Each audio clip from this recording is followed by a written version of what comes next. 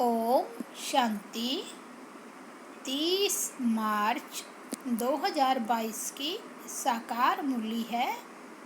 शिव भगवानुवाच, मीठे बच्चे, तुम बाप के बने हो इस दुनिया से मरने के लिए। ऐसी अवस्था पक्की करो जो अंत में बाप के सिवाय कोई भी याद न आए। प्रश्न है, सबसे तीखी आग कौन सी है जो सारी दुनिया को इस समय लगी हुई है? उसको बुझाने का तरीका सुनाओ। उत्तर है, सारी दुनिया में इस समय काम की आग लगी हुई है। यह आग सबसे तीखी है। इस आग को बुझाने वाली रूहानी मिशन एक ही है। इसके लिए स्वयं को फायर ब्रिगेड बनाना है। सिवाय योग बल के यह आग बुझ नहीं सकती। काम विकार ही सबकी सत्यानाश करता है। इसलिए इस भूत को भगाने का पूरा पुरुषार्थ करो। गीत बजा है, महफिल में जल उठी शमा। ओम शांति।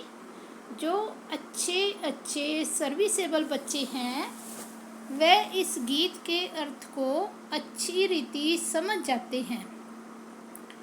इस गीत को सुनने से सारे सृष्टि चक्र, रचता और रचना के आदि मध्य अंत को जाना जाता है। गीत बजाया जाता है कि मनुष्य जान जाए। किस द्वारा? ज्ञान के सागर द्वारा। बच्चे जानते हैं कि हम बाप के बनते हैं इस पुरानी दुनिया से मरकर अपने परम धाम में जाने के लिए। यह पुरुषार्थ और कोई करा ना सके सिवाय एक बाप के। बाप कहते हैं, मेरा बनने से तुमको इस दुनिया से मरना होगा। पिछाड़ी में ऐसी अवस्था पक्की होनी चाहिए जो सिवाय एक बाप की याद के और किसकी भी याद न आए। तुम बच्चे जानते हो, क्षमा आई है परवानों को साथ ले जाने के लिए। परवाने तो ढेरों के ढेर हैं। प्रदर्शनी में भी देखो कितने ढेर आते हैं। कई बच्चे तो प्रदर्शनी का अर्थ भी नहीं समझते होंगे। पुरानी दुनिया को फिर नई दुनिया बनाने की प्रदर्शनी। पुरानी दुनिया का विनाश हो, नई दुनिया की फिर स्थापना कैसे होती है, यह संगम पर ही दिखाया जाता है। दोनों इकट्ठे तो हो ना सके, एक खत्म होनी है जरूर। तुम्हारे में भी जो अच्छे बच्चे हैं वह जानते हैं राम राज्य अर्थात नई दुनिया स्थापन हो रही है। राम राज्य स्थापन होने के बाद रावण राज्य खत्म हो जाएगा। जब तुम राम राज्य के भांति बनते हो तो तुम्हारे में कोई भी भूत नहीं होना चाहिए। भूतों को भगाने की कोशिश करनी चाहिए। पहले काम अग्नि को बुझाना है। अपने लिए फायर ब्रिगेड बनना है। यह आग सबसे तीखी और बिल्कुल गंदी है। सिवाय योग बल के बुझा नहीं सकते। सो भी यही सवाल है सारी दुनिया का। सबको काम की आग लगी हुई है। इस आग को बुझाने वाली रूहानी मिशन एक ही है। उनको जरूर यहाँ आना पड़े। कहते भी हैं, हे पतित पावन आओ। पतित कामी को कहा जाता है। हे काम की आग, भूत को भस्म करने वाले आओ। यहाँ मेजॉरिटी तो पतित हैं, भल कोई पवित्र रहते हैं, तुमको युक्ति बताता हूँ, इनको कैसे बुझाओ। यह काम अग्नि भी सतो रजो तमो में आती है। तमो प्रधान वह है जो बिल्कुल रह नहीं सकते, आग लगी रहती है। मनुष्य की सत्यानाश यह काम विकार करता है। सतयुग में कोई दुश्मन होता नहीं, वहाँ ना रावण होता, ना मनुष्य के दुश्मन होते। तुम समझाते हो भारत का सबसे बड़ा दुश्मन रावण है। खेल ही सारा भारत पर बना हुआ है। सतयुग में राम राज्य, कलयुग में रावण राज्य। कार्टून में भी दिखाया है, वह भी मनुष्य, यह भी मनुष्य। देवताओं के आगे हाथ जोड़कर जाकर कहते हैं, आप सर्वगुण संपन्न हो, हम पापी दुखी हैं। यह भारत श्रेष्ठाचारी पावन था जरूर, जहाँ देवी देवताएं राज्य करते थे। लक्ष्मी नारायण और राम सीता दोनों का राज्य था। है उन्हों का घराना। प्रजा का चित्र तो नहीं बनाएंगे। अब बाप कितना सहज करके समझाते हैं, समझा कर फिर कहते हैं, बुद्धि में धारणा होती है ना। जैसे मेरी बुद्धि में धारणा है, झाड़ ड्रामा की नॉलेज हमारे पास है, इसलिए मुझे ज्ञान का सागर कहते हैं। सृष्टि के आदि मध्य अंत का ज्ञान मेरे पास है। मुझे पवित्रता का भी सागर कहते हैं। पतित पावन भी मुझे ही कहते हैं, जो आकर सारे भारत को पावन बनाते हैं। यह है राजयोग और ज्ञान।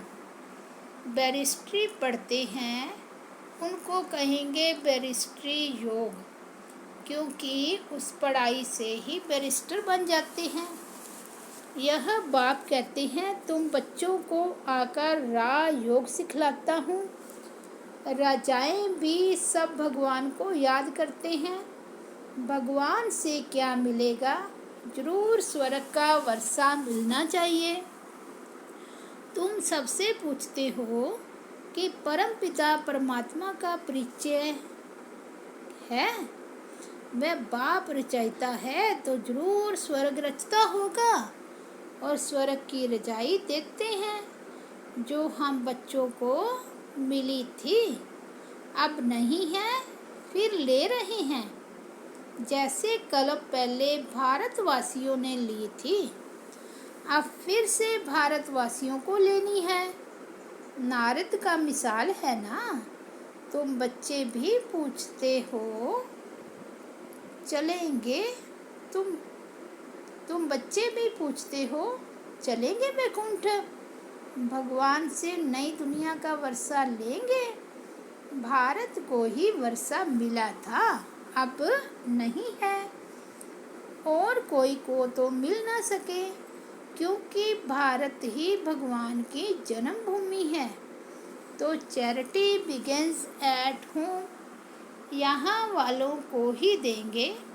परंतु बहुत बच्चियाँ समझा नहीं सकती हैं, बहुत बच्चों को साक्षात्कार भी कराते हैं, दिखाते हैं तुम वैकुंठ के प्रिंस प्रिंसेस बनते हो। यह है ही मनुष्य से प्रिंस बनने की पाठशाला। प्रिंस बनना व राजा बनना एक ही बात है। यह साक्षात्कार होता है कि पुरुषार्थ कर ऐसा बनो, श्रीमत पर चल पुरुषार्थ करो। सिर्फ कृष्ण को देखा, यह कोई बड़ी बात नहीं है। ऐसे तो आगे बहुत देखते थे, फिर चले गए। साक्षात्कार हुआ, फिर पढ़ते नहीं हैं, ऐसा बनते नहीं हैं, इतना पुरुषार्थ नहीं करते, क्योंकि भूतों का वार है। देह अभिमान का कड़ा भूत है। बुद्धि में रहना चाहिए, कि खेल पूरा होता है। हमने 84 जन्मों का पाठ पूरा किया। अब हम यह पुराना चूल्हा छोड़ता हूँ। यह भी सिर्फ याद पड़ जाए तो ओहो भाग्य, खुशी का पारा चढ़ा रहे। अब हम जाते हैं वापिस मुक्ति धाम में। यह किसकी भी बुद्धि में नहीं बैठ सकता। भले सन्यासी हैं, वे कहते हैं हम शरीर छोड़ ब्रह्म में लीन हो जाएंगे, परंतु तत्व को याद करने से विकर्म विनाश नहीं होंगे। तो जा कैसे सकते हैं?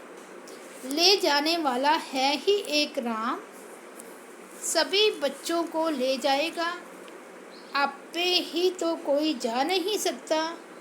पुरुषार्थ करते हैं क्योंकि इस दुनिया में रहना अच्छा नहीं लगता। कोई फिर कहते हैं हम इस नाटक में आए ही नहीं। अनेक मतांतर हैं। गुरु गोसाई आदि करोड़ों की अंदाज में हैं। सबकी अपनी अपनी मत है। भल कहते हैं आपका ज्ञान बहुत अच्छा है, बाहर गए और खलास। आते तो बहुत है, परंतु उनकी तकदीर में नहीं है। इतना मर्तबा छोड़कर आवें, यह नहीं हो सकता है। इसलिए गरीब ही उठाते हैं। यहाँ तो आकर बच्चा बनना पड़े। कोई सन्यासी गुरु इतने सब फॉलोअर्स को छोड़ आवे, बड़ा मुश्किल है। सो भी यह प्रवृत्ति मार्ग मेल फीमेल दोनों को इकट्ठा रहना पड़े। निश्चय बुद्धि वालों की छठ परीक्षा ली जाती है। देखे गुरुपना छोड़ते हैं, बाबा का बनना पड़ता है ना। बाबा किसको भी समझाने का सहज उपाय भी समझाते हैं। सिर्फ पूछना है, परम पिता परमात्मा से तुम्हारा क्या संबंध है? वह जरूर मुक्ति जीवन मुक्ति देंगे। मनुष्य को दे ना सके। बाबा से वर्षा लेने के लिए आकर सीखना पड़े। श्रीमत जो कहेगी सो करेंगे। पहले निश्चय बुद्धि चाहिए, फिर श्रीमत जो मिले। पहले परिचय ही बाप का देना है।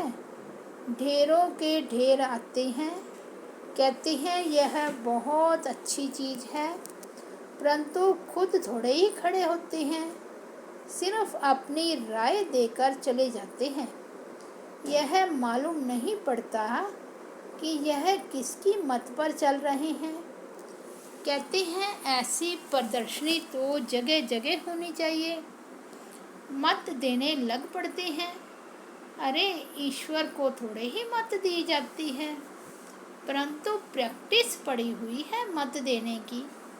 बाकी खुद बैठ समझें, यह नहीं। यहाँ कोई मत देनी नहीं है, श्रीमत पर चलना है। पहले बाप का बनना है, फिर वह जो श्रीमत दे कि ऐसे कोई को समझाओ, फिर जब किसको समझावें वह लिख कर दें कि मुझे तो श्रीमत पर चलना है, तब समझें कि कुछ ठीक समझा है। आते तो ढेर हैं, परंतु अच्छी तरह समझते नहीं हैं। ज्ञान के मतवाले बनते नहीं। इस समय सब है भक्ति के मतवाले। जप तप पाठ आदि सब भक्ति के लिए करते हैं। भगवान कहते हैं आधा कल्प तुमने भक्ति की है, भगवान से मिलने के लिए। सब भगत ठहरे, भगवान तो एक ही है। एक को ही कहते हैं पतित पावन, तो खुद भी सब पतित ठहरे।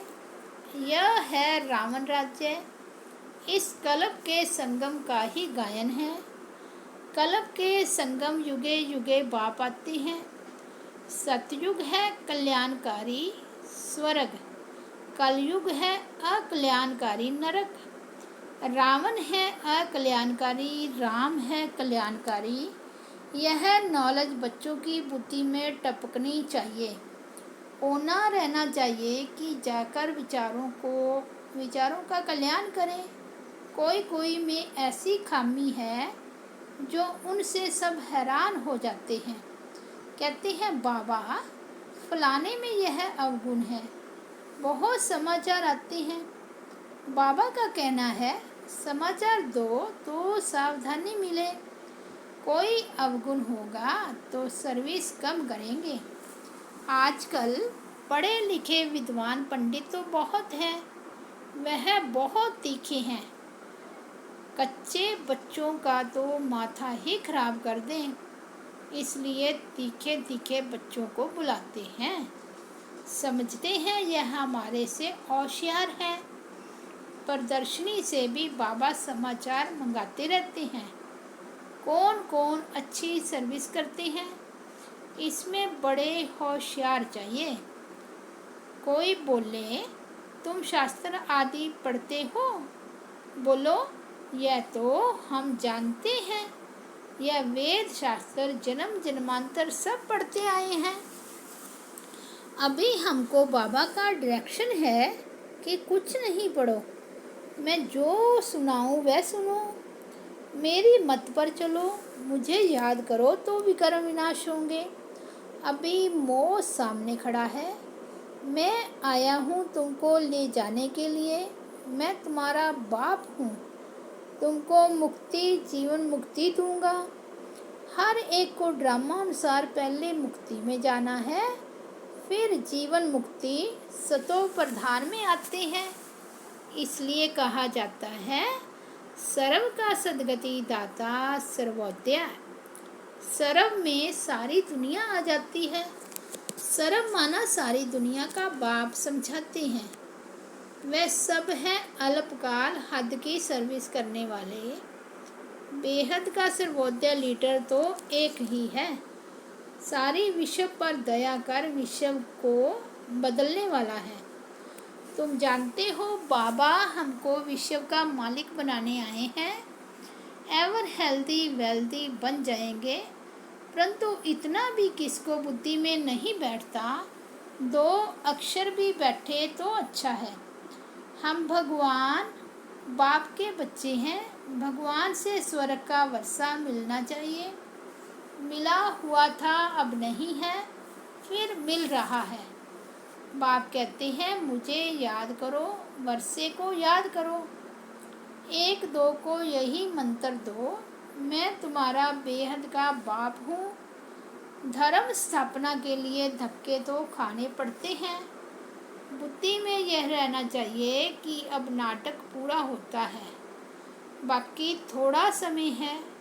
जाना है अपने घर, फिर हमारा नए सिर पाठ शुरू होगा। यह बुद्धि में रहे तो बहुत अच्छा। तुम बच्चों के कदम कदम में पदम भरे हुए हैं। बड़ी जबरदस्त कमाई है। खुद भगवान कमाई करने की राय देते हैं। राय पर चलने से स्वर्ग में तो पहुंच जाते हैं, परंतु स्वर्ग में भी फिर ऊंच पद पाना चाहिए। यह कमाई है चुपचाप करने की।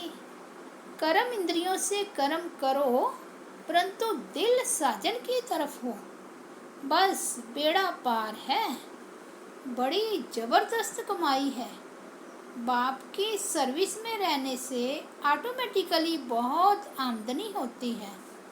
अच्छा, मीठे मीठे सिकिलदे बच्चों प्रति माता पिता बाप दादा का याद प्यार और गुड मॉर्निंग। रूहानी बाप की रूहानी बच्चों को नमस्ते। हम रूहानी बच्चों की रूहानी बाप दादा को याद प्यार गुड मॉर्निंग और नमस्ते। धारणा के लिए मुख्य सार फर्स्ट पॉइंट, अब यह नाटक पूरा हुआ, हमें वापस मुक्ति धाम में जाना है। इस खुशी में रह पुरानी देह का अभिमान छोड़ देना है। एक बाप की मत पर चलना है। बाप को अपनी मत नहीं देनी है। निश्चय बुद्धि बन बाप की जो श्रीमत मिली है उस पर चलते रहना है। आज का वरदान है भिन्न भिन्न स्थितियों के आसन पर एकाग्र हो बैठने वाले राजयोगी के अधिकारी भव। राजयोगी बच्चों के लिए भिन्न भिन्न स्थितियां ही आसन हैं। कभी सम्मान की स्थिति में स्थित हो जाओ तो कभी फरिश्ते स्थिति में, कभी लाइट हाउस माइट हाउस स्थिति में, कभी प्यार स्वरूप लवलीन स्थिति में। जैसे आसन पर एकाग्र होकर बैठते हैं, ऐसे आप भी भिन्न भिन्न स्थिति के आसन पर स्थित हो वैरायटी स्थितियों का अनुभव करो। जब चाहो तब मन बुद्धि को ऑर्डर करो और संकल्प करते ही उस स्थिति में स्थित हो जाओ। तब कहेंगे राजयोगी स्वराज्य अधिकारी। आज का स्लोगन है, वफादार वह है जिसे संकल्प में भी कोई देहधारी आकर्षित नहीं करे। अच्छा, ओम शांति।